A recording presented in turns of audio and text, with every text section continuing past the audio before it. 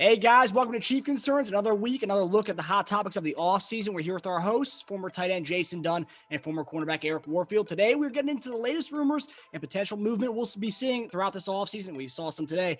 But before we get into that, we got the man, the myth, the legend, Dante Hall. My favorite player growing up was Dante Hall. I love you guys in the show, but Dante was my guy.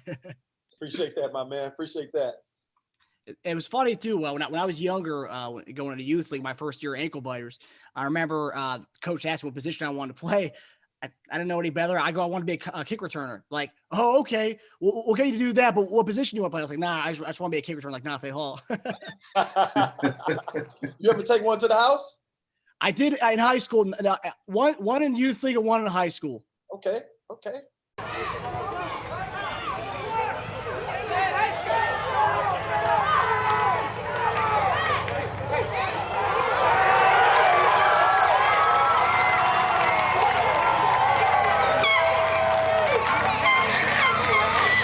Touchdown, Vienna.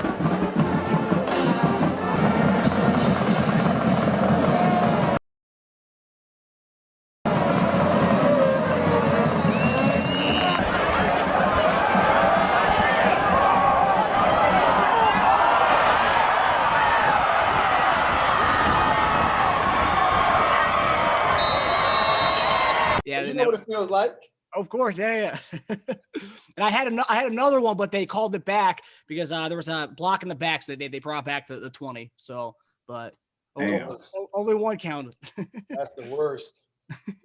But no, so Dante, it's great having you on. All of our guests have been, calling in and saying they wanted you on the show. All our comments saying get Dante on. So, just to have kind of have your input on the season. When I talk to Eric and JD every week about what the comings and goings of the Chiefs. But obviously, we suffered the loss a couple weeks ago. What was your kind of takeaway from the game that we saw? I expected to lose only because I thought it was going to be a tough task, being down 3 starting offensive linemen, going against that defense. That defense was hot at JPP, Shaq Barrett. So I expected to lose. I didn't expect it to be such a blowout. I didn't expect it not to be a good game. And that's number one. And I didn't expect, in my opinion, for us to get out-coached. So going into the game, I felt like this is going to be a tough challenge. Like, you don't just go out there with backup offensive linemen and think you're going to, go against a Todd Bowles-led defense, a hot defense that had just stopped 2 Hall of Famers. So I expected that. But, yeah, like I said, man, I didn't expect it to be a non-contested ball game and to be out-coached. That was what was shocking to me. Well, yeah, and this week, actually, I don't know if you guys saw that, what's his name? Not Levante David, the other backer. Devin White. Yeah. He was saying they were surprised, too, that they didn't – he said everyone wants to blame it on the O-line, but he goes, we were surprised they didn't try to help him, the O-line. There was no added blockers in there. They didn't try to switch up anything. I mean, JD, you kind of know – you alluded to that last week. But what did you say, JD? What was your take? I was just saying that, it's hard. I said the hardest thing to put together, especially in 2 weeks, is offensive line. You just can't. These guys got to play the whole year together. I mean, you had to be on the same page. And so, with this, even if you don't keep like an extra tight end in or running back to kind of chip, you're still going against one of the top defenses or top pass rushers. And that's why I was telling, he didn't think that Tampa had a good defense, man. But I said, these jokers were, yeah, I know it. Hey, look, I said, look, you guys. What game were you watching? Did you not see what happened against Drew Brees and Aaron Rodgers? Thank you. The front seven is good. I told y'all that. I told you that. And I told JD that. Front seven is good. They don't have a good secondary. And I just figured, like, even with that front seven being as good as they are, our receivers, tight end, our quarterback, we got better playmakers to outplay your front seven. That's true. And it's just yeah. Now you're right. Mentally, we got out coached. I feel like Andy Reid's son and his incident mentally probably played into that. Us being the entire time practicing in Kansas City and not in Tampa probably played into that. So there's a whole lot of stuff, and even the offensive line being out played into that. So mentally, I can see us getting outplayed. But for them to come and play the way that they played, and to shut us out for no touchdowns, no, ain't no way. I didn't expect that either. You're right. This secondary is not, the most talented or the best secondary, but with that front seven, this man can't even on the 5-step drop, on step 4, he's scrambling. On the 7-step drop, right, which it takes to beat those DBs, he's scrambling on the step 5. So that front 7, although they were great in the back end, wasn't that front 7? You know, in hindsight, the benefits of having a good front 7. Look, in hindsight, you know more than anybody. But you know, I told E this. I said, E, if you knew that the ball had to be released in 4 seconds, you had to just cover a guy in 4 seconds, you ought to win. You know that. So if you sit there, you know, look, we running routes, right? To get into our route, everything that we did was on time and, you know, offense. And so we know that with the Chiefs offense, it was a lot of deep routes. So they didn't really have nothing quick. You know what I'm saying? Exactly. And I was just thinking, when we play teams like this, E, what we would do when we had a Tampa Bay style defense, they used to take you on the first play, JD, and run a wham, run a crack to let that defensive end know you ain't gonna just be rushing upfield all day. We would throw a quick screen to me. We would do a lot of things to, you know, kind of offset that pass rush to that front 7. And that's one of the reasons I say, man, we kind of got our coach because we really didn't run the ball. Our screen game sucked. Our draw game sucked. Like, we wasn't taking the quick hits. We still trying to be explosive Kansas City Chiefs football team, and that just wasn't what the game plan was that day. We needed to change up and take I agree. what they gave us. I agree. That's why I said it's something mentally.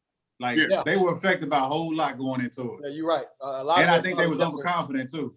Yeah, but that is true. But like you said, case in point, Todd Bowles, man, is a brilliant defensive coordinator. And so, you know, you're just going to do the same thing you did to him the first time, and not to mention, like he was talking about before. If you're sitting back here and Patrick Mahomes is running for his life, he's running for his life. You don't run the football. You're not running the football effectively. Look, I don't care. You look. We said this, and it's the old moniker. Look, offenses they sell tickets, right? But defenses win championships. The defense showed up for this game. That's what it was. They showed up. A little ego was involved too. We felt like we're gonna get downfield. We're gonna get our explosive plays, and we just kept trying, and that just wasn't the move. Not that day. Yep. Now, Dante, you're an expert in all things returning and special teams. What if you go on Chiefs Kingdom on Twitter and stuff and just see the kind of slander that Mecole Hardman has been getting this year? I mean, what is your take on him? I know a lot of people say, "Oh, he's scared to return the ball. He's had a lot of muff punts. He's scared to return on punt returns." That's been a lot of stuff that you can see on Chiefs Kingdom. They're always talking about this stuff on Twitter about how he looks scared out there. What's your expert opinion when you watch Mecole Hardman? You know, he's definitely the type of returner that he's a straight line returner. So if a lane is not there, the blocking is not there, he's not going to be able to really create on his own. So, you know, with him making a Pro Bowl as a rookie year, that's a target. Like, now teams are going to come at you. That's kind of what happened to me. I started doing my thing. Now teams are actually going to get up, scout you, check out your tendencies, all these different things. And that's what made Devin so great. That's what made Dion so great. A great returner is a person that can make something happen when the blocking breaks down. And 9 times out of 10, you're not going to have perfect blocking. It's just not going to happen.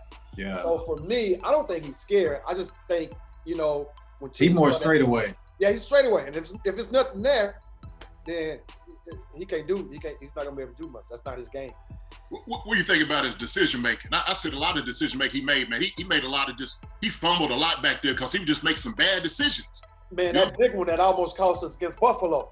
Things like that. That's just, and decision making is part of being a great returner. You got to know when to, you know, catch it on the 5 and not catch it on the 5. You got to know when to let it drop or when to take a chance. That's another thing too. Sometimes you got to make a decision now at this point in the game, field position and all these things. Now's the time to go catch one with the gunners 2 yards from him. Yeah. So, but that's also, Dante, you know your talent though. So you know if you catch this ball on this 10-yard line and you got, I'm Dante. This ball's coming my way. I got 2 gunners coming my way. I know what I can do to avoid those 2. I'm gonna make y'all miss no matter what. I ain't worried about y'all 2. Exactly. He ain't got that confidence yet. Now the thing about this, Z, what you're talking about as far as what I had, that didn't come until, let me see, 2000, 2001, 2002, 2003. 4 years into my career, I developed that. This man is year 2.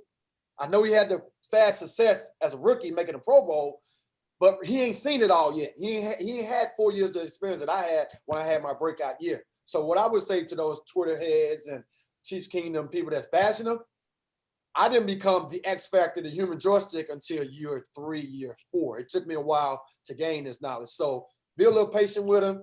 I think, you know, he has one of the best special teams coaching Tubes, whatever his name is, and maybe next year he can be better. I thought he was great his first year. Last year he definitely took a step back, but at the same time. And I ain't trying to knock him. You know, I'm just saying, shit. He hasn't matured to that level of confidence yet to where he can foresee those returns. And it's hard returning kicks and being consistent in the NFL, man. It's hard. It's not easy, especially they're not practicing. Think about all the missed practices they had because of COVID and all these different things. But I'm not ready to give up on them yet, you know. No, not at all.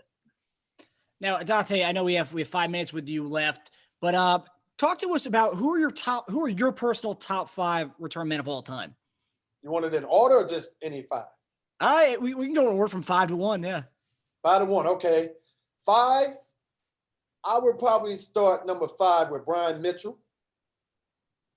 4, I would go Cordell Patterson. Oh, okay. I put myself in the 3 slot. I got Dion in the number 2 slot. And I got Hester, the disrespectful Hester, in the number 1 spot. That's my order. And I got a lot of other guys, the Drummonds, the Eric Metcalf. Metcalf. I mean, Eric Metcalf was a beast. We got Rick Upchurch. That's the thing. When you start making this list, you got to leave great ones off. So this is all opinionated, right? At the end of the day, we all did our things. We all were bad boys. Belgrade, Desmond Howard. You can go on. Even people like Eric. Didn't you play against Napoleon Kaufman? Yep. Woo, a beast. That dude was nice. Beast. So hey, and another one. Oh shit, Tamar Vanover was nice. Tyreek Hill, the cheetah. Like he would have been a beast if he wasn't an every down receiver. So. You're gonna leave some great ones off. There's a lot of people that deserve to be on that, but that's my personal top 5 for different reasons. Brian Mitchell, the longevity. Yeah. Cordell Patterson is just a beast. Like he be beasting. He's like the beast mode of returners. And then obviously myself, I feel like I was a bad boy. And I put Dion ahead of me. Here's why. Because you can attest to this. To go be the number 1 cover guy, man-to-man on an island, playing the best receivers week in and week out. Then you got to go after chasing these fools on a 9 route, a post route, you know, the run game. Then you got to go back and return a kick. And Dion was second to none when it came to that. That's why I put Dion ahead of me. Because, you know, I played about 25, 30 snaps on average on offense, right? Dion's out there playing every single down. The go man, and then he went and did what I did. Yeah, that's why I put Dion ahead of me. I tell you what, like that logic, good logic. It's great, and I'll tell you this. Look, I came down to cover Dion on the punt a few times, right? And I'm gonna tell you this quick story. So it was on Monday Night Football. We down there in Dallas. This is when he's playing for Dallas. So he's going down, you know, catches the punt. So I'm coming, you know, I'm at the tackle position. I'm widening out, and I'm sitting. You know, he starts his little skip. So he starts to outside. I'm like, look. Dion's fast, but I know I'm fast too, right? I'm like, look, I know I'm fast. Right? So Monday Night Football, I know everybody's watching. So here I'm hawking him right here. I'm like, oh yeah, I got it. Going to the sideline. Man, I get about tackling. Yeah! And I just Billy Davis took me right up off my feet. Hit me right up. Depleted. Depleted. Right on their sideline against the Cowboys. I'm laying on the field, right? And you just see the whole sideline like, oh, yeah, woo. Charles Haley wasn't playing at the time. He was hurt. He's looking, he's like, done. I look up at him, he's like, ooh. He's crazy. I'm thinking you about to tell me he outran your angle. Oh, you got knocked out. I got knocked out. And he hit the sideline, took it to the house. Are you gonna change gears on you? 25, yeah. But Billy Davis. But I tell you what, man, if Billy Davis didn't hit me on that side, okay, I would have had Dion. Okay, you still would have been a part of the highlight. Don't worry about it. Oh yeah, look, I'd have been holding that highlight. I'm like, look, you see this shit? I'm gonna look, yeah. Well, that joker all over again. But yeah, man, Dion, no doubt, man. I see this joker. I've covered him. Dion's too, man. Yeah, he is. Mm-hmm. deceptive. His speed is deceptive. People don't know how fast Deion was. Y'all know, yeah, I'm with you. No, it ain't deceptive. Deion just blazing. Man, it ain't deceptive. It looked like it looked. That man be rolling. So you guys got to see Deion in his prime. Like the Deion I remember was Redskins and Baltimore Ravens Deion. That's the one I remember from growing up. I remember Atlanta Falcons Deion, yeah, and the Cowboys Deion. Yeah, Deion was my favorite NFL player growing up. So, oh heck yeah, he's my favorite. The 21 prime, but the Deion. Remember those shoes? The 21s. Yeah, Deion, that's my guy. All right, I know time's almost up here with you, Dante, but last question before you go. Who would you say is the best return man in the league right now? Probably have to go with Patterson. It's tough right now on returners, man. It's tough. He a big boy, man. So he a big boy with speed. Big boy with speed, good vision. Just peep him. Go watch his highlight reel. And I think he got some nice ones. Yeah. You got the one guy too, the guy from New Orleans. I don't know his name. 35? I don't know his number. I don't know his name, but I watched him almost single-handedly beat one team. He had 2 returns early. Maybe Tampa Bay. Maybe Tampa Bay. Just go. I forget his name, but Cordell Patterson I think is the best in the league right now. But look out for that returner from New Orleans, the New Orleans Saints.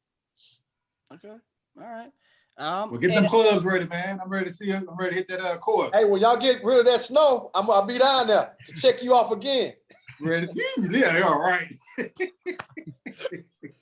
He got a nice game, JD. He's nice. He don't even take it serious. He don't even take it serious. You know, that's my issue. I got to take it more serious. I'll be having fun, man. Yeah, dude, it's a good time playing with him, but he's not bad. He's not bad. Is that right? Hey, man, you say you live on a golf course too, right? He do. No, I live in the middle of Uptown. Oh, okay. Part of Central. Oh, I thought you were saying he was out there every day. He be out there 4-5 days a week. I try. So you out there that long, you better have a game on. Shoot. You better check you out, man. Seriously. I'm going to have to come down there to Dallas, man. Come check it out. Come on down here. Meet me down there, JD. It's a good time, man. Meet me down there. Yeah, I'm going to come down, man, do a little yard work. You know what I'm saying? Put some divots out there on the course. Some divots. Dig a couple of graves. Okay. Right, yeah. All right. We appreciate you coming on, big man. I know you got money to make. Time for you, man. It's good seeing you. Good seeing you too, JD. Yeah, man, you too, Tay. Definitely, my brother. Sure. It's an honor to meet you, Dante. It's an honor to meet Likewise, you. Marcus. Y'all boys stay up. I see you. You safe now. Yes, sir. They have to throw up the eggs. All right, so we're gonna go to our first chief concern. It was great having Dante on. Obviously, if you know me, if you've been watching, if you've been listening to the show, you know that I'm a huge Dante fan. You can see behind me, got the Dante bobblehead there. But so we're gonna go right into it with the kind of the off-season rumors. So far, the biggest move that we've seen this offseason, if you take away the trades, was the Texans going to move to release J.J. Watt so he can find his next destination of where he wants to go and maybe finish out his career or sign a 1-year deal. But if you're J.J. Watt, how enticing would it be to join the Kansas City Chiefs? J.J. Watt has got a $100 million contract that he's already signed upon everything else he made before then. At this point, I don't think it's money motivated that he's looking for right now. I think he's looking to put a ring on his finger. I think he's willing to take less money to join forces to be on a team that's not just going to get in the playoff, but is going to play in the Super Bowl. I think he's willing to take less. I don't know that for a fact. I just think he's willing to take less. On top of that, another pick, I wouldn't say pick, but player just came out, and he's available too for the same situation. You know, Von Miller, another great pick that we could add to the team. I'm sure he'd take less, but he's already won a Super Bowl ring, so I don't know if he's willing to take less at this point. Plus, he just came off of an injury, so he might be looking to capitalize just on his name alone. But if he's willing to, I see 2 good choices right there that we can take and man, beef up that defense quick, and then just get whatever free agents we can to tidy up the offensive line. And as far as weapons-wise, I'm good with what we have as far as tight ends, receivers, and running backs. JD? Yeah, so I mean, it's really enticing. I mean, like he said, like he was talking about, at this stage of his career, he's looking for a championship, no doubt about it. And so when you're thinking about the teams that have an ability to win a championship now, I know he was getting courted a lot by Cleveland Browns, right? Cleveland, up and coming, team, no doubt about it. But Kansas City, I know he's talking about his brother. But if I'm looking at it, you have a team that was in the Super Bowl, has been in the Super Bowl the last 2 years, okay? At the potential, the last 3, knowing you're keeping the offense, have the key opponents that's still components that's in the offense and the defense, and add you to the fire. I mean, like you said, if you just strengthen that defense, and that's exactly what you need. I mean, I would be out there hard right now, like, look, JJ, look, we've been in 2 Super Bowls the last 2 years, so you know what we have here.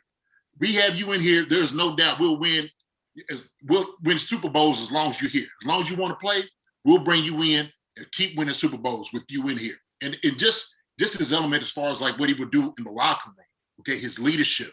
So it wouldn't necessarily have to be on Matthew as much. It could be on him too, a veteran player coming in, teaching guys how to be, how to work, how to get out there. And so just teaching the young guys that element of it as well. So, man, that would at least be my first priority. And I would have had to go after him as hard. I don't care who is Courtney. I would make sure, like, look, nobody else could give you kind of the guarantee somebody else would. The Browns, yeah, they may get there. I don't know. They made it to the playoffs this year. The first time in 20 years? But look, Super Bowl, 2 Super Bowls already. So, make your choice, make your pick. But we need you. We want you. We love to have you. All you're going to do is just make us better. So, yeah. I mean, it's hard to go wrong when you got the key player that's going to get you to the Super Bowl, and that's Patrick Mahomes, whether you're offense or defense. Right. Just playing alongside or playing on a team with him, he's going to get you there. It's just a matter. And on top of that, we may not need you for a lot of games, so you can rest. You don't have to play every game. Don't need you for a lot of plays. Not to just say he's fragile, but he's been hurt a lot during his career. So we don't have to play you every game, every down. We got Chris Jones, who's a great defensive tackle for us, but to pair you up with him, man, that just offers so much more of a barrier to where you can't go up the middle, and Chris is already in your face as it is, and to have JJ partner with him, and that's just the force that could be, easily getting us a few more Super Bowl rings within the year. So maybe if he comes here, he could be the key piece that we need. Yeah. And then we're back in the discussions of, can Patrick catch up to Brady? Mm-hmm. So never know. So, I mean, but like you said, he brings the element of being a run stop. I mean, just like you said, taking, Chris from being double and triple team. I see had 3 guys on Chris sometimes trying to fight. And so if you sign Chris, you want to keep him, as healthy as you can. Like you said, he take a lot of hits off of him as well. JJ Hunt to come in and play, like you said, 60 plays a game. Man, let him come in and do, 25, 30. And just make those 30 plays come in with the type of intensity that he always brings to the game anyway. And so I don't care if people talk about how washed up he is. Look, if you got him on a play count, coming in and let him just know, look, I got 30 plays I need to come in and just wreak havoc. Game changer. Game changer. Yeah, and with that, it kind of leads us to our next one. That both the first 2 concerns are kind of tied together. On the same subject of D linemen, the Athletics' Nate Taylor reported yesterday that the Chiefs are fully expected to pursue an upgrade at the defensive end position, opposite Frank Clark. The potential guys whose names were obviously J.J. Watt. The Chiefs' Twitter's throwing these around. You mentioned Von Miller. There's some ties there. Derek Thomas was his favorite player growing up. He wore number 58 for Derek Thomas. And then a little blast from the past year's Justin Houston, who's now a free agent. Some people are thinking maybe comes back to win a ring. And also veteran minimum kind of guy. Well, he could probably get bigger money, but if he wants to come back to Kansas City to win a ring, of those 3 guys, which one kind of stands out to you as far as just a better fit overall? To me right now, I'm going to go with J.J. Watt. Because I think because Von Miller's already won a ring, he's been hurt. He set up the whole season last year. He's looking to capitalize on what he can get. So chasing a ring is not really an issue for him. J.J. doesn't have a ring. yes, it's sexy. Oh, I won't say sexy, but it's good to look at to go and say, hey, I can play alongside my brother at Pittsburgh. But Pittsburgh isn't going to get past Kansas City, so that's you already know that. So why even go there and bruise, beat up your body more just to play alongside your brother? I mean, maybe that's what he's looking out for. But I figure at 10 years in, a ring will kind of solidify your position as to what you've done in the Hall of Fame. I even like the other pick that Bud Dupree's will be available. Now, the bad part about that, Bud is going to capitalize. He's a young guy. He about to get paid, so I don't think we got enough in the bank to take care of him. So that was out of the issue. Now, Justin Houston, I don't know what he did last year, how much of a force he was. I think he was with the Colts, right? Yeah. But they had a great defense. So I don't know what he has left in the tank. I just didn't pay much attention to his year with the Colts. So to me, you go out there and give J.J. Watts, like Jason said, 30 snaps a game. You got you a great player. I believe the last 2 years before JD, the last 2 years, Justin Houston had, I think, 18 or 19 sacks over the last 2 years. It's not bad production. No. So now I'm thinking about it. As far as could you get two guys in? Is it something? Try to court. Hey, why not go for the whole kit? You know what I'm saying? Try to get J.J. Watt and then Justin Houston. So I'm like you. I think J.J. fits better in the scheme of things and what we're trying to do. Von Miller, of course, being in the same division, that loyalty they had to play against had to factor in as well. So I don't think, there's a lot goes into that, man. So there's emotional stakes in these things too as players. We just not robots. Money is great, but also too we understand like, man, there's some things there. So maybe play outside the division for him is better for him. And then Justin Houston, loyalty back to the Kansas City Chiefs, right? Play 2 years outside of that, bring you back, maybe getting for, like you said, less money. If you could get both those guys in, make it your priority, right? But if you do that, then you got to say, okay, what are we going to lose out on the other end, okay? But if you step up at defense, and I said before when Dante was in the segment, look, defenses win championships, right? If you got a great defense, you're gonna win a championship. You're gonna win a Super Bowl when you have a great defense. I mean, the proof is in the pudding. When we look at the stats of what defenses do, I mean, that is significant. But J.J. Watts definitely fits better than Von Miller and then Justin Houston. Justin Houston will come back home, just bring him back. But I would try to, if I could, and it's just wishful thinking, to try to court both. Why not? Yeah. All right. So our next concern kind of ties into the whole free agency aspect here. And we kind of brought this up on the show. I thought it was funny because Ian Rappaport from NFL Network was he actually quote tweeted Chase Edmonds' tweet, which I'm about to read, saying, "Oh, I never thought about it. That actually makes a lot of sense." I was like, "Yeah, we talked about this on the show 2 weeks ago." But so with the salary cap projected to be, I think 180 million is what I read before we came on the show. It's a drop that it was supposed to trend to 210, but now it's because of COVID, it's going to go to 180 the next year. The players in free agency are already scheming as to how they are going to play the system this year. Arizona Cardinals running back may have kind of alluded to what the players may be thinking this coming offseason. He tweeted, "This free agency is going to be wild. Going to be a lot of really good players take 1 year rentals because that salary cap, super team type. In my opinion, we're going to see though." I think so too. And I think people are looking at what NBA is doing and what players are doing. I want to go either team up with a buddy of mine. I want to go team up to chase a ring. I want to team up to get away from what you have me, locked into. I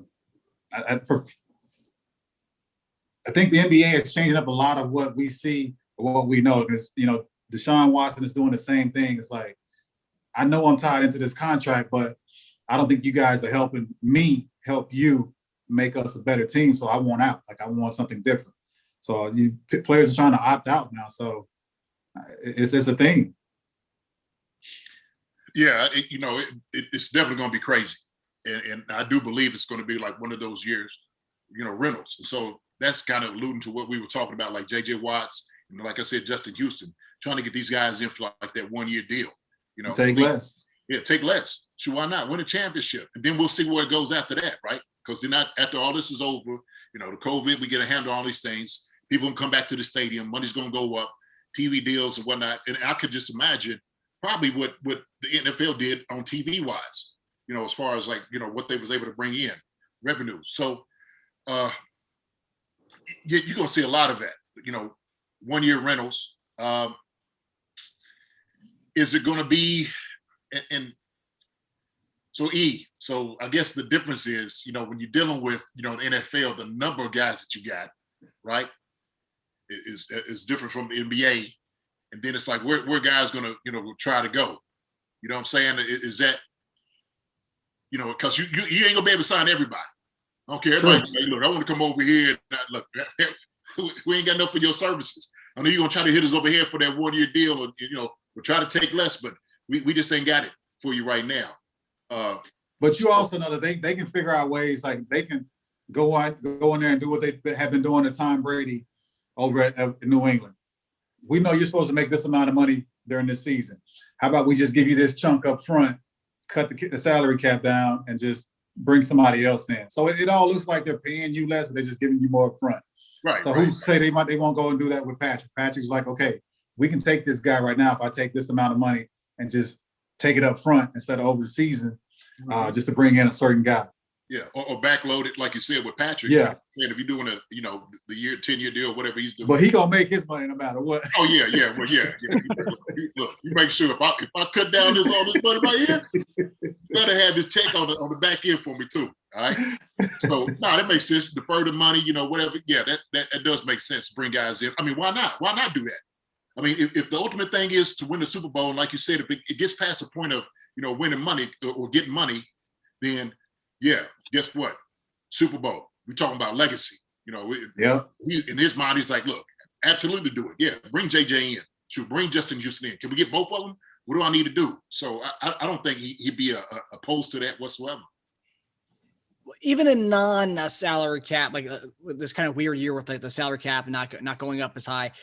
When players get to like the kind of I guess you guys know when the end of their career is coming, right? I mean, you guys already think you guys are thinking that.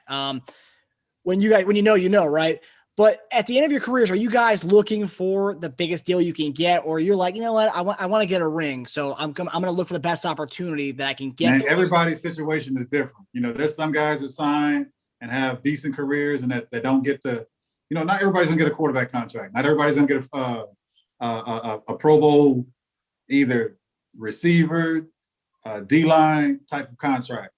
And so if you got an opportunity to get the most money you can, a lot of people are going to do that and not be concerned about a ring. But also when you're in that situation to where you can ask for a certain amount of money, and at the end of your career, then yeah, if you haven't accomplished that, I think that settles more with you. It's like, okay, I've enjoyed my career. I've made a ton of money. I want a ring. I need something to solidify my legacy. So yeah, I can take less. Matter of fact, that was one of the first things that Mike Evans said after they won the Super Bowl. He'll take less so he can keep the team together, and just so they can try to repeat as champions. So situations are different for everybody. Not everybody gets those $100 million contracts or $50 million signing bonus. So it depends on who you are and where you're at in your career. That you make that determination of what you want, how you want to go out, either big dollars or piece on your finger. That wasn't middle finger either. Yeah, and I think, like you said, man, it's all situational. But at the end of the day, what guys realize too is it's a business, and we understand also too as well. It depends on what you've done for your career. How will you monetize it after you leave football? So if you're thinking about, well, if I'm trying to set myself or my family up for long term, I got to get this money now. Like for running backs, most running backs are sitting there like, look, I know my shelf life is not that long. Okay. Running backs will probably last 5 or 6 years in the league as far as like trying to get that money. They got that short window, as opposed to like a tackle or somebody else is a little bit different. And so they know they got to make their money right now. So when you see like running backs, unless you're a guy that's been like on the high end making money, where it's like money's not really that important to you, And I don't, most running backs, guys like, shoot, money is where it's at. Because I got to take care of myself after football. I have to. I can't keep taking these hits and just thinking, well, I did a great thing for, the fans and everybody else. They got to think about their family. They got to think about walking around with their kids, their grandkids, trying to set themselves up for wealth, trying to start a business, doing all those other things, generate, more revenue off of what they've done in the league. And so, a lot of goes into that, factoring in what you're trying to do. But I know like like you said, different situations, different positions have a different outlook on how they do things business-wise. But we know it's the NFL, man, it's a business. So your last play could be the very next play. So you got to think about that too. So guys will, try to hit you over the head. And usually like this, he knows this, usually your first contract is what you play for. Second contract, you try to get the most, in that second contract that you can, based off what you did the very first 3 or 4 years in the league. And hopefully that sets you up. And so if you can keep making second contract, maybe third contract, getting something better, but maybe a fourth contract, if you made enough money, you're like, okay, yeah, I could, I don't know, ride off in the sunset a little bit. Yeah. Differently. Would you say, because I know like JD, you play fantasy football. I know Eric's not the biggest fantasy fan, but as far as like when you go into a fantasy season, you like things that come up on their bio, it'll be like, oh, it's his contract year. Keep an eye on him. I would draft him second or third round. So would you say there is some legitimacy to that contract year being a year where suddenly the guy is healthy and he's going to play all 16 games? Is there something to that? Oh yeah, absolutely. No doubt about it. Because you got to think about it. When if I know if I'm putting myself on the line, my body, my life on the line, you want to put it on the line for the right situation. So sometimes certain situations may not be the greatest for you, right? So you look at some of these things like Jalen Ramsey, what he went through down in Jacksonville, or you talk to certain guys like look, Le'Veon Bell, look at him. Yeah. You know what I mean? Didn't quite happen to him while he wanted to.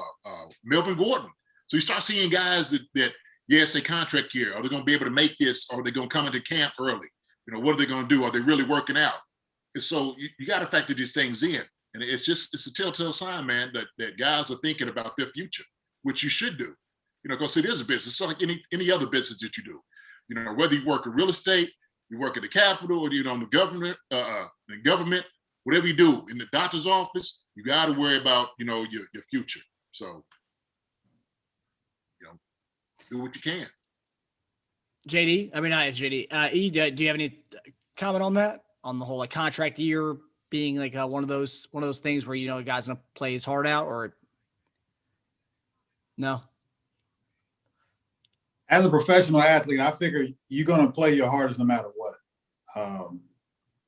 Now, if I don't know if you're asking of like the sit out part of it or the how hard you play.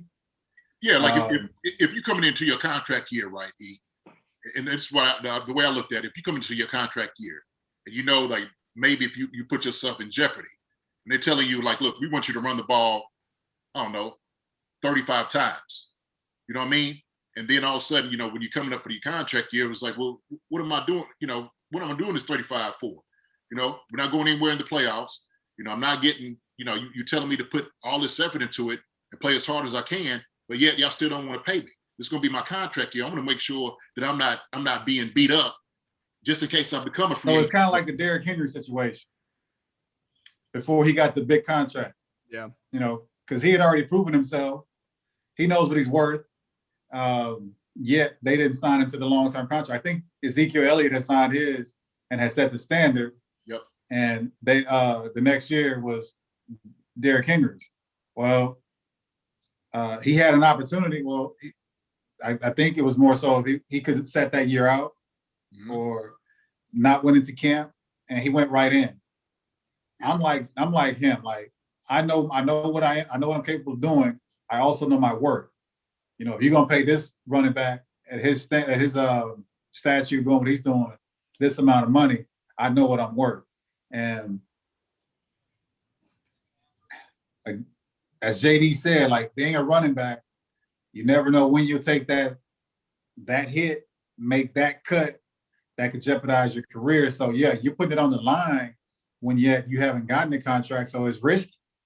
I mean, everything we do is risky when we play football. We don't know what hit's going to be the one that put us out, or what injury is going to be the injuries that cost us out the rest of our career. So it's tough, and it's to each his own type how you handle that. But I mean, I like the way he did it. He went out and he proved it, and still got the big contract. So and hell, came right back and still put up 2,000 yards. So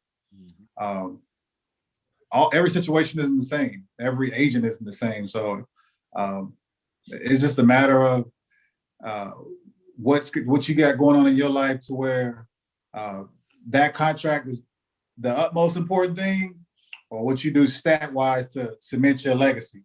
And in situations, most people want to make sure that they have the best career and the greatest legacy going out.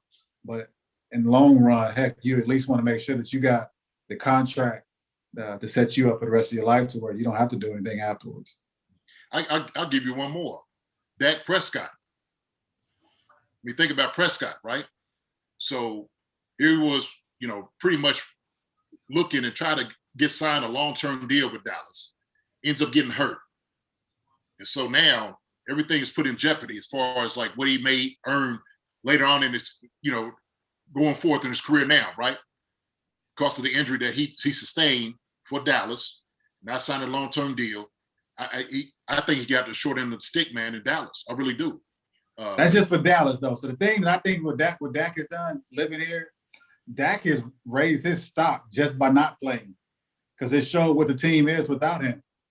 Now, is another team willing to take a risk because of his injury? Right. After this, I don't see why not, especially after what Alex Smith has done. So you've seen that come back and what he's been able to do.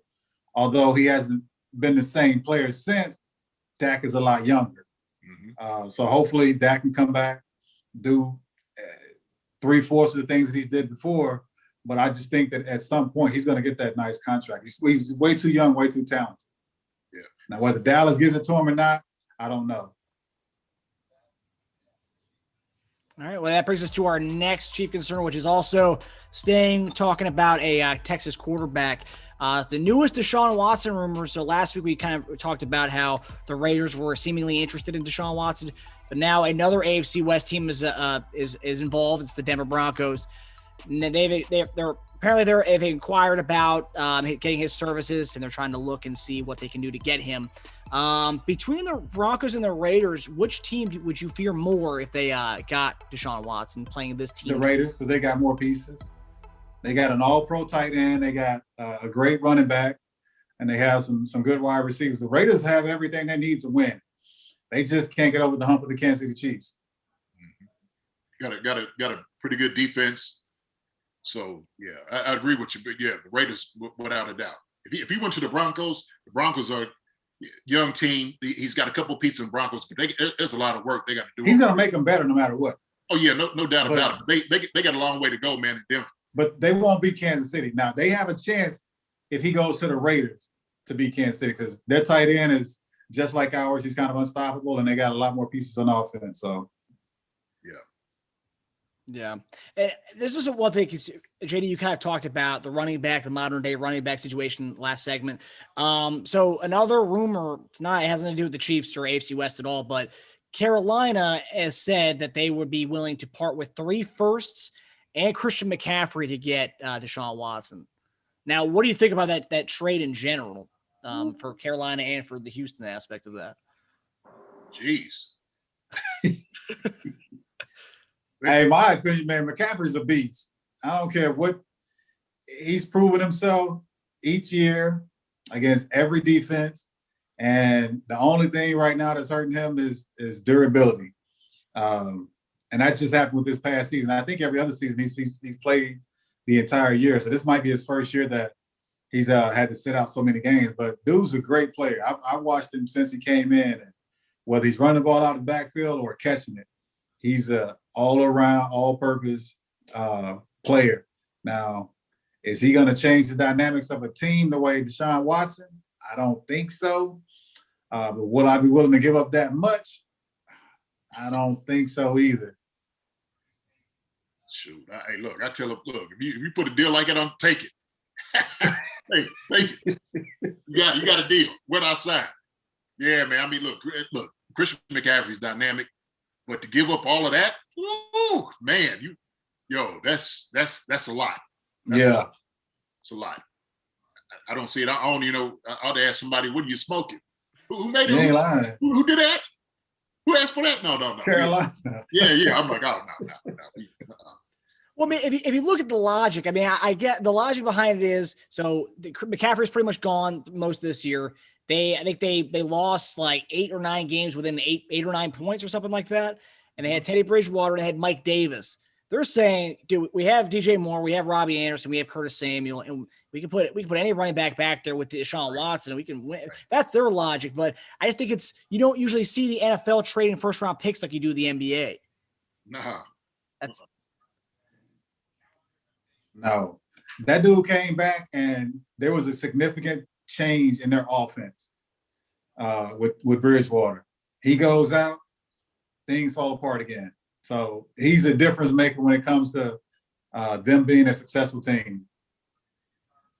Yeah, well, and so if you have Mike Davis, they got Anderson on the outside, decent tight end. They got some pieces in Carolina. Plus, decent defense. Like you said, there's only a few games, right, that they lost by a few points. So they're always like that team that's right there. They're always right there. And if you get a guy like that in, Sean. I mean, even with Bridgewater, he hadn't had a whole lot of experience. He had backed up. He came in for half a season with Breeze out. He got hurt. So you give him a full season to get his, but his stuff built up. He might be a better playmaker than what you expected. But look, he's been hurt twice, right? So he got injured up in Minnesota, which is a terrible injury. And I remember him playing over here at Louisville. That's why, Bridgewater, I used to love him there. And then, of course, he gets hurt, last year. So he's had 2 injuries. And you're like, man, can we, a guy that's hobbling out there, he can't really do like he used to do. What made him great was his escapability. What he was able to do with his legs and his arm. And now all of a sudden you take one element away from him. I'm not saying he don't have a good arm, but a lot of people talk about how his arm is just so-so. Mm-hmm. And I agree with that. He's probably middle of the rung, as far as quarterbacks, arm-wise. So you want a guy who's young, who got legs, who could, make plays, make things happen. That's what they're looking for. They look at, they're looking for another Cam Newton. Cam just left, stop looking like everybody's grandmother, and they need somebody at least got some sense, could come in. It's not on. So my take on that, I don't want to take too much away from Cam. Carolina had one of the top 3 defenses when they went to the Super Bowl. Right. When they had Kinkley, Davis, and the boys in the D-line, they had a bad defense. There wasn't a whole lot of scoring on them, and Cam did what Cam needed to do. So I think that's the thing with. So my opinion on Cam is a lot different than everybody else. I don't want to hate on Cam. I just don't think he's that. I just don't think he's that passer of that passer type quarterback that's going to get you where you not even into the playoffs. And so I think he averaged maybe 150 yards a game throughout this entire season. I know people are saying he doesn't have the tools. Man, everybody's a professional athlete. You as a quarterback is going to make that dude better than if you're a pretty good quarterback. So, and we sit there and talk about how Tom Brady went through these years and made these guys, all these receivers, better than what they really were.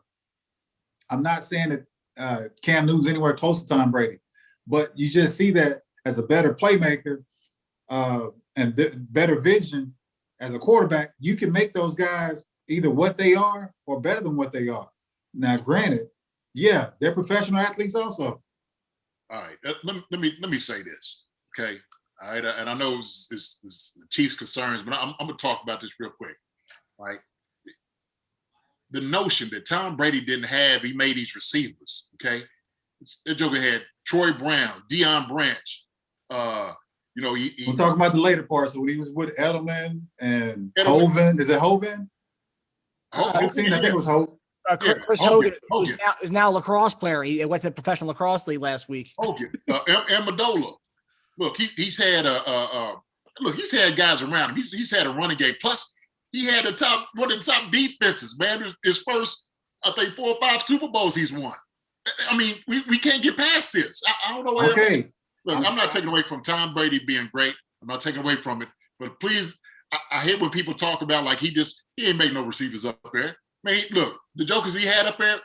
Look, Randy Moss. Are you kidding me? They didn't win it. Look, E, you could have played They didn't quarterback. win it. Huh? They didn't win it. E, you could have been back there slinging the ball up there. Still, They didn't win it with Randy Moss. I get it. I get who you're talking about with the type of athletes that he's had. But still, even with the best receivers that he's gotten, they didn't win it in New England when they had a big name receiver, except for Troy Brown and Branch.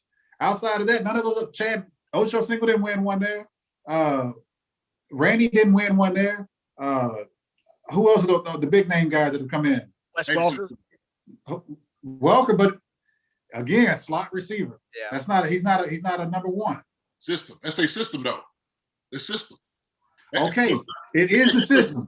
Cam Newton didn't fit in because Cam wasn't that type of a passing quarterback. Right. I agree with you. Totally different. Look, you bring a guy in, you know, he's and you got to fit a guy into the system. I agree with that. You got to build around the guy what he does best, you know, and try to do that. Right. You got to, you know, exude his talents. But look, you know, I know it's a knock. You know, it's good. We can go on to the next subject. I know. Yeah, let's go ahead because we can talk about this all day. All right. Well, to the whole Deshaun Watson going to Carolina's last thing, it's going back to the Carolinas where, you know, he went to Clemson, so he's going back home essentially. Kind of. So that was also another thing with it. That ain't got nothing to do with it. He's trying to get on the team to get a Super Bowl. If Carolina didn't have the pieces, there's no reason he's going to go there. Yeah. No, I agree. And the whole thing with him going to the AFC West, for us to have it played Justin Herbert 2 times a year, then playing Deshaun Watson 2 times a year. I mean, we went from, you know, having breaks these three games. Now we're going to have to play Herbert and Deshaun Watson back to back. And I don't even think he wants that. I think he wants the NFC to where it's going to be potentially him and Mahomes in the Super Bowl. I think he wants an NFC team. Interesting. So you think there's something to Carolina? You think that's a possibility? Carolina? Yeah. No. I think he wants. I think if it's an NFC team, wherever, I don't know. I don't think he wants to face Mahomes throughout the season and then have the potential of not getting into the Super Bowl because of the battle in the AFC. I see San Fran might be a potential team.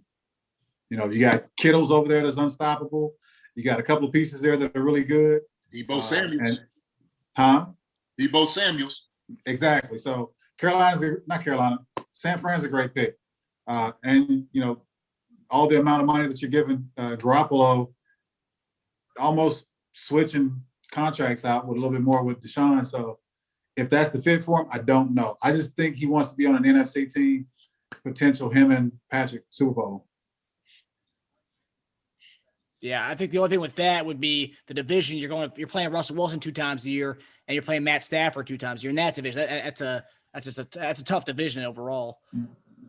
Easier battle is with those two than it is to go against Patrick. Yeah, already proven. Tell you, when they're giving that up, take the deal. Take the deal. Oh yeah, rounders and take it. For real.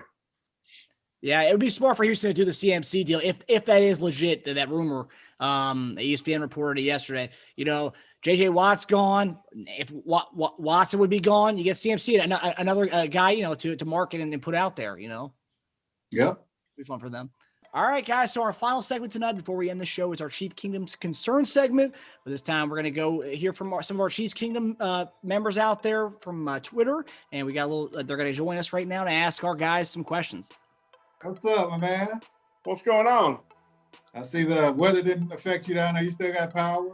Oh, heck yeah. No, I've had power all week. I've had people coming over to my house. Where you at? Here in Lexington, Kentucky. I know these guys. Okay. These guys right here, I do know. These guys. What's up? Yeah. Oh, look, it's done. Yeah. It is Professor Dunn. What's your son's name? This is Noah in the background. He's going to be playing for the Chiefs one day. Ooh, all right. What's up, Noah? What's going on? What's up, Coach? How you doing? That's one of the guys I used to coach. Yeah. What position, Noah? Yeah, hey, athlete can do whatever you ask him to do. He can do it. Yeah. What position you like the most? I like running back and safety. Okay. Eric, safety. That was you back in the day. Yeah, that was for a while. Now, Noah, tell us how JD was as a coach. Was he a ball buster? Or was he a good dude? Man, he was good, but he definitely pushed you as hard as you can. No was never the right answer. It was always either you do it or you don't. Yeah. Good answer. Thank you for making me look good, Noah. I was about to say, you ain't got to try to make him look good. See, but then the truth is that they would say practice would be over at 6, and then Dunn would call him over to the end zone, and it would be a 45-minute conversation after practice was over with about all the things they needed to improve upon. Well, first was the sprints. Practice would end at 6, then there'd be sprints, and then the conference. Yeah. I hate those type of coaches. Nah. Hey, Can't live by the schedule. Schedule says we're done at 6 o'clock. Hey, but hey, that's the reason we was one of the best teams in the city. Tell them that, Noah. Yeah, that's the reason we didn't lose. That's right. That's right. Oh, nice. So, yeah. So how many years you do it, JD? So I coached over for them for 2 years. Just Clark Middle. I was at Lafayette when I first started. When I first got out, then I coached in Kentucky State for 4 years. So Gotcha. yeah, I tell you what, I will say this: coaching them, man, I had so much fun, and I just love being around them. Now, when I left Kentucky State, man, I was a little bitter because the way we got let go. And then when I came into coaching them, man, it was a real honor because they just invigorated me as far as a coach and just feeling like the organic part of the game. You know, what they gave you, man. Just the energy of it. I used to love just seeing them guys every single day. So how old are you, Noah? I'm 16. Okay. You play all sports or just football? I mean, I've tried out all sports, but then when I got to middle school, I just kind of started to stick with football. Okay. I played football for 2 years in elementary school, and then I quit, and then I started back again in 6th grade, but then really started getting into it in 8th grade, and that's when I just kind of picked up. Or So kind of. being in Kentucky, you're a Chiefs fan? Well, I'm kind of like, I'm a fan of whoever. I just like watching football, but I used to play for the Chiefs when I was like in Little League, so we've just kind of stuck with them ever since I was in like 3rd grade. So We're gonna win him over. So you're a Chiefs fan then, Craig? Yeah. Since JD was there, or was it before JD? It was before him. Going a little bit further, but I don't know if he was there.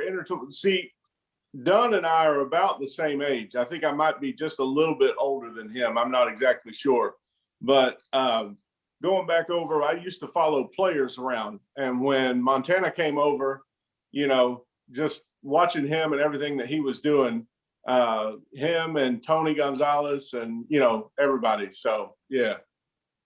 Okay. Yeah, that's Joe Montana's a little bit before me. I got there the year after he left.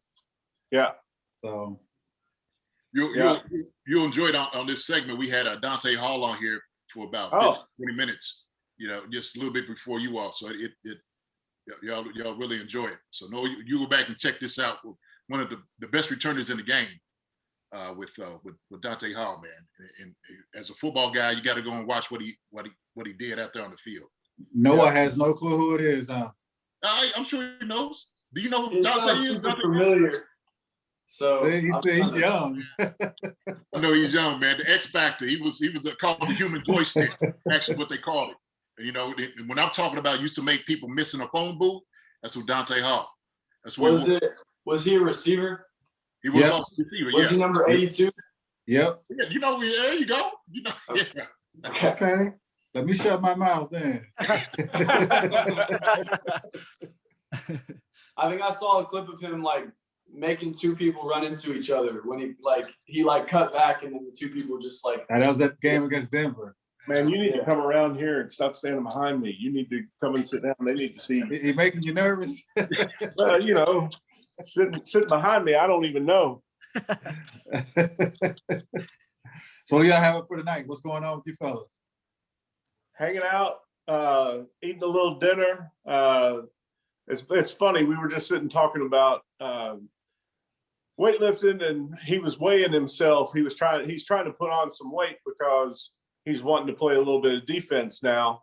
And he's put on what? How much weight have you put on? Like 15 pounds. About 15 pounds of muscle weight. So he's doing pretty good. How much you weighing over? Like 165 right now. I came out of high school weighing 170, went to Nebraska. And my entire first year, I was eating, that's when we had discount. You get a pizza for $5. Yep. I was eating a pizza almost every single night because I couldn't put on weight. And I'm talking about every single night at midnight, I try to eat a pizza. I eat every meal that we got at the training table. And for some reason, I could not put on weight. Yeah, Just that's how I can go down and eat an entire meal and I'll burn it off and lose all the weight just walking back up the stairs. But I saw this thing, I think it was a while ago on Instagram. It was like how Marquise Brown gained 15 pounds by, I think he said that he did like 4 meals a day, but in between he would make sure to do like snacks, and he would just eat like a spoonful of peanut butter and like a banana, and like it was a bunch of like, I think I saved it so I could like stuff. yeah, I think I saved it so I could follow it. But complex carbs too. Yeah, complex carbs. Somebody's gonna stick to you. Yeah, peanut butter is one of the great things. Oatmeal is another thing that's good.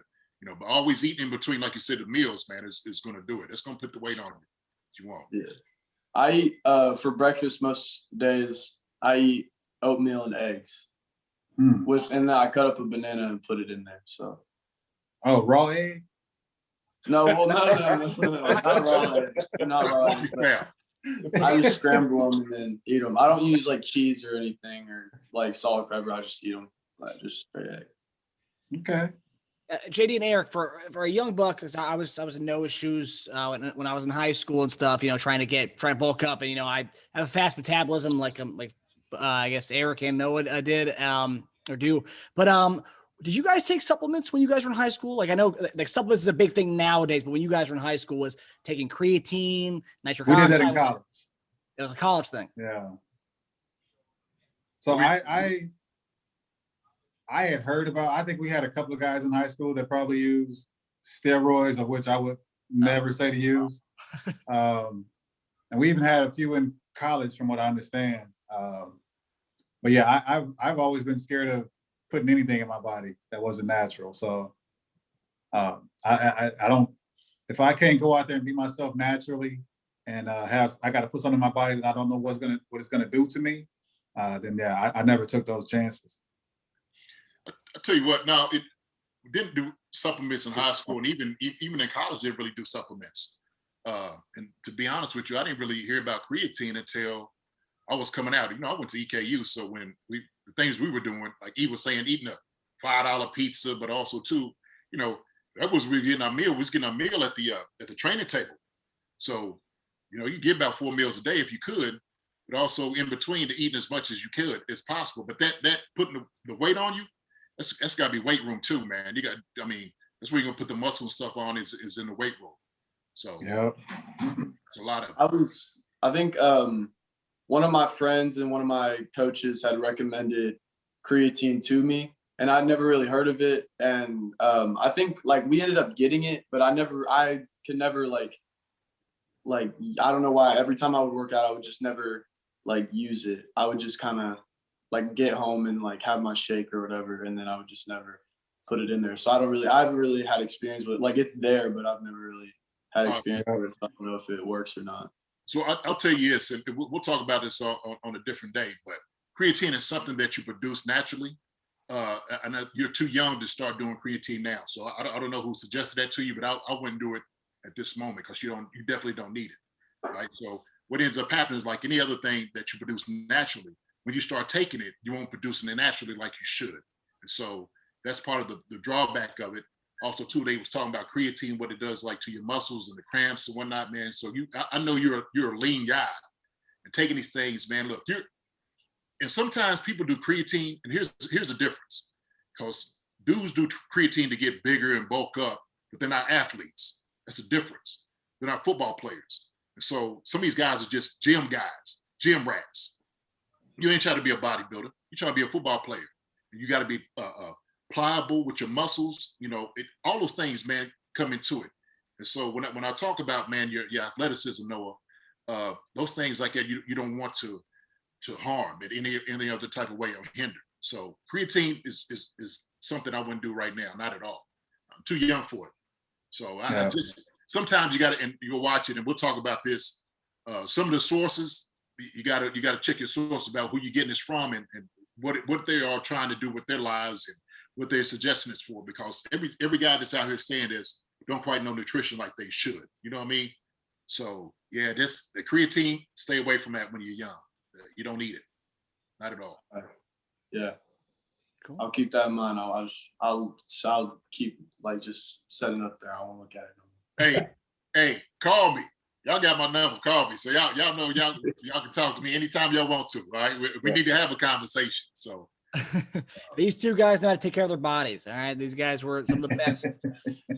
But Noah and Craig, do you guys have any questions for these two regarding the off-season rumors or anything about the Chiefs related? You guys go ahead. The floor is yours. You brought up an interesting question about Mahomes and his future or what he's considered as his legacy. Oh, so I saw on ESPN everywhere. Like, do you guys think that since Mahomes didn't win the Super Bowl against Tom Brady, that knocks him off from ever being able to be considered the GOAT? Because everybody was saying that from his first two seasons that he could potentially be the GOAT, but then I think it was Stephen A. Smith said that if he didn't beat Tom Brady, then that was not a chance for that to happen. I still think he's got a chance because he's so young. He's already got one. He's kind of made his mark on what he is as a quarterback, and he's got a lot more potential in his bag. So quarterbacks don't play against each other. So I hate the fact that people say that, Tom Brady beat Patrick or Patrick beat Tom Brady. Quarterbacks go against the defense, and now the numbers that they put up is just a significance of what kind of talent that they are and what they've done against these teams. So I hate when people say that Tom Brady beat Patrick, because that's not really how it is. The Tampa Bay beat the Chiefs, and Patrick went out and played I wouldn't say a great game, but he played a pretty good game. He just didn't have the full team support. He was running for his life majority of the time. And at the moment, I think that if we were healthy, granted, can't look back on what you did, it would have been a different outcome. We had our guys all playing in that game. But we get to rebuild next year. I think we beef up the defense. I think we beef up the offensive line. And depending on what happens free agency-wise, depending on what happens injury-wise, barring that nobody gets hurt, I think that he can have a run of 2 or 3 more championships and potentially a few more after that. So I think he has a chance to catch and pass him. But, that's just me being a Chiefs player and a Chiefs fan too. Yeah, I agree with that. So you think that was one of my questions is what if you had to make any acquisitions or any type of trades, what area of the team would you focus on? You said it right there with the offensive line. Do you think that should be a main focus, or do you think that should be number one? Okay. I mean, because we don't need anybody on the offense except we got 2 good running backs. I think Bell, CEH, and Williams are pretty good running backs, but we're not a running team either. Travis Kelce, best tight end in the game. Tyreek Hill, one of the best receivers in the game. With those 2 alone, you can put any other receivers around them, they're going to be successful. Because you can't really go out and stop those 2 guys, although they did for the Super Bowl game. So beef up the offensive line, take care of what we need there, have a solid backup going into the season also, and add some more help onto the defensive line to put more pressure on quarterbacks. Think we could get J.J. Watt? Take him. That's the main topic of our conversation tonight, is trying to get J.J. Watt. Yeah. Yeah. So I think if you do that, without a doubt, it's just going to be a much better team overall. But without a doubt, you have to kind of going back to Noah's question, because Patrick is so young. He has another 15 years. If he plays as long as Tom does, he'll definitely have a chance to do it. And it's all about keeping those core group of guys together. Like he said, man, you're going to have talent around him. I don't care who you are, who he's throwing to. His arm's going to be able to get guys open. He's going to throw guys open. And so his talent alone, you got to protect that, right, Craig? I mean, that's one thing you have to do. You got to put people around to protect that money. So, get a good tackle. Somebody protect his backside and his front side. Mm-hmm. Yeah, that's definitely going to be key. No doubt about it. And you got to run the football. I think now they realize how important having an effective running game is against a team like they just went through. And if you don't have a great running game, man, you're always going to be susceptible to these type of deals, dealing with this. So that's what we said during the Super Bowl. We both looked at each other and said that right now the Bucs didn't fear the running game. They covered all of their receivers and they covered their short game, but they didn't fear the running game. And if you bumped up that line and you could get that running game included, then you're going to pull that defense in and open up your field. So that's right. Maybe I should be a coach. So Craig, who would you go for in this offseason? Well, I definitely would look at J.J. Watt. I think that even with injuries and things, I think that he is a true just beast of a talent. I think he's somebody that I would definitely look at. I got to be very honest with you. I don't know enough about the free agency or who to look at, but I do agree that there's two sides of him on Patrick Mahomes' offensive line. We need to go after somebody that can protect his left. I think for some reason, his left, if I'm remembering it correctly, was a weak side for him. So I think somebody that could get up there and protect his left, but you pull somebody in that can play on the line on defense, you're going to get that, that offense back out on the field and be able to score more points. True. Awesome. Well, Craig, Noah, thanks for coming on, guys. Really appreciate it. Really love the whole, we got the full realm of football, high school and NFL and all that stuff. So thank you guys for coming on. It was really cool. Hey, thank you for having us. Keep an eye out for Thanks, this. guys. We're going places. Good luck to you, Noah. Good luck, buddy. Thank you. Look, Noah, give me a call. Call me. Y'all call me. All right. All right, I will. All right. See Have a y'all. good one, guys. See you guys. That was cool. So JD, you're the coach who kept us after practice. Not always a fan favorite there. Yeah. Well, you're probably the favorite when you're like, no sprints today, guys. well, sometimes I would do it. Depends on how hard they worked in practice, Right. But then also too, like if I kept them like 10 or 15 minutes after, because sometimes just in practice you can't get everything done like you want to, and so that's that. I always try to emphasize that. I was like, what's another 10 or 15 minutes, right? Work on your craft even more for 10 or 15 minutes. And so sometimes with certain kids who didn't get the work that they needed, after practice would be the ideal time to do it. But that guy, Noah, was one of our studs, man, on the team. I'm talking about running back, safety, corner. I mean, he can do it. And he when I'm talking about make people miss, he has that capability as well. So he should. You check him out, man. He's gonna go D1, no doubt about it. So That's nice. Awesome. yeah, he's good. For punishments, were you for a coach? Were you more of an up down guy, or are you more of a sprint guy for punishment? Depend on the punishment. Depend on the offense. So if it was something that warranted, sprints, do it real quick. Hey man, go ahead and do your sprints. Get out of here. Get out of here. I don't want you to see you again. Or if it was like something up down, girl rolls. Oh yeah. If I had to keep you after practice for like 25 minutes, you had to do something significantly, wrong. Seriously. So yeah. All right, guys. Well, that does it. It was a great show, a nice, well-rounded show. We got a little bit of everything. With Dante coming on was amazing. You know, that's one of my guys. You can't see it, but right in that picture over here, that top right picture right there, that's a picture of Dante Hall. It was a stenciled picture that my brother got for me for Christmas a couple years ago. So it's awesome. Always talking to you guys about Chiefs and everything.